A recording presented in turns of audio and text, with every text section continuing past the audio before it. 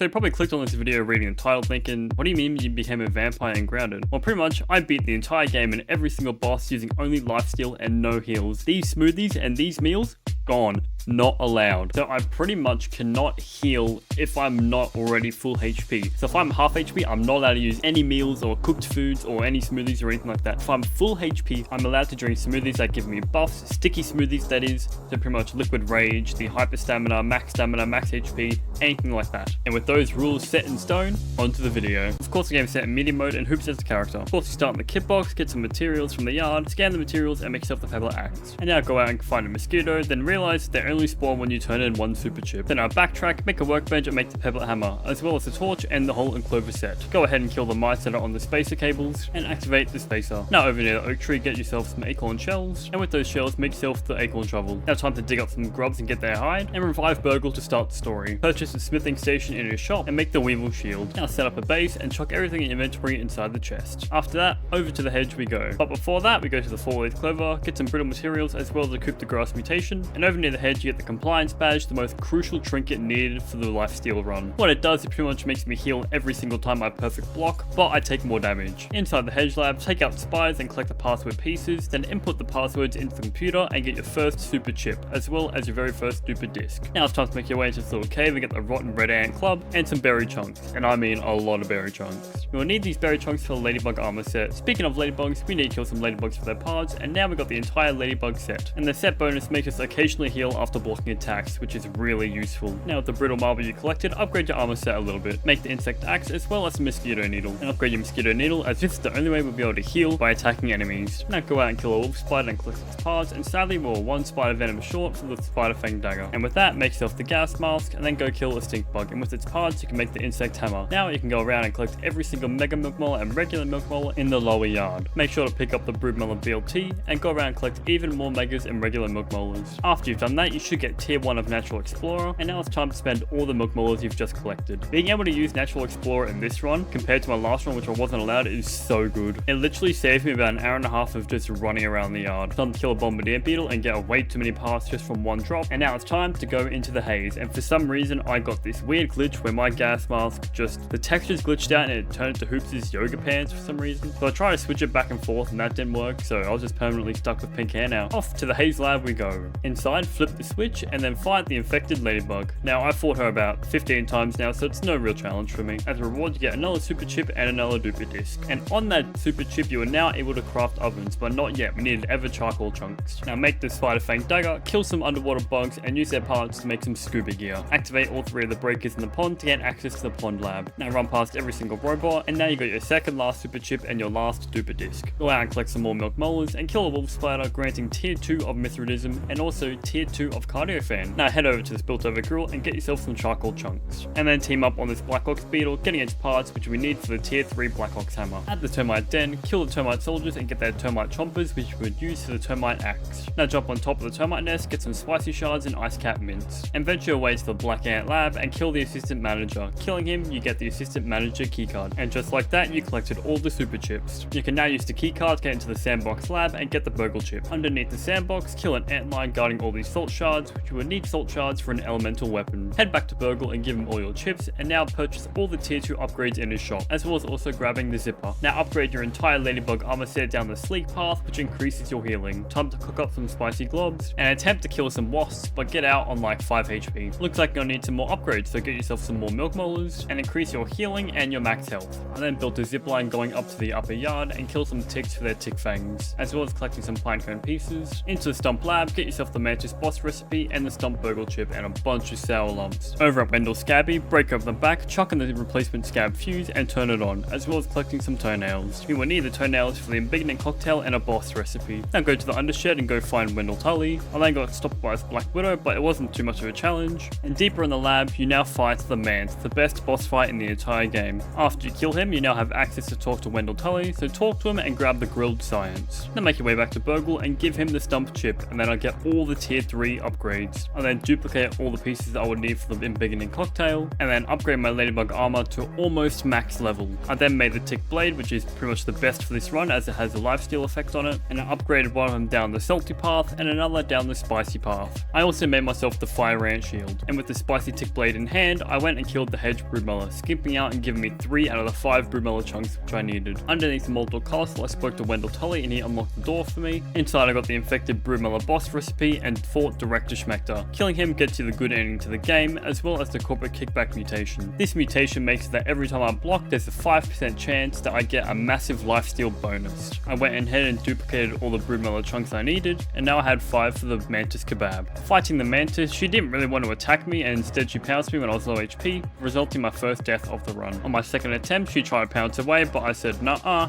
and she went down. Over at the Java-matic, I installed the empty embiggening cell, and then used all my ingredients to make the embiggening cocktail. I took out all the fire workarounds that were destroying the mixer modules, and then I tried fighting this wasp drone for like 5 minutes or so, because I was just sitting here healing the entire time, so I gave up and just destroyed its nest. And then I went and destroyed a second nest, and then a third nest, and then finally the wasp hive was disturbed. I got the cutscene of the wasps spewing out of the bin going into the yard, and inside I got the wasp queen boss recipe. I then made a tick blade for each of the elements in the game, and then I prepared to fight the wasp queen. And you can see my health is full HP up here because there's no little divot in the middle, so I drank all my smoothies and buffs. And now it's time for the worst boss in the entire game. At the end of the fight I had a close call where I almost died, but my entire equipment had so much increased healing that I was back at full HP instantly. And then finally the wasp queen went down. Now there's only one more boss fight to go. I went over and plugged up the haze in which we needed to open the infected broodmother arena. Inside the arena, weevils were just falling out of the sky for some reason, I just don't know what happened there. And then started the infected broodmother boss fight. And now at the very end we were both really low. I dodged this explosive attack which would have killed me if it hit me, and then kill her, meaning I've killed every single boss in the game. And then exiting the cave at one point, all my health just went down to like 1 HP. I've actually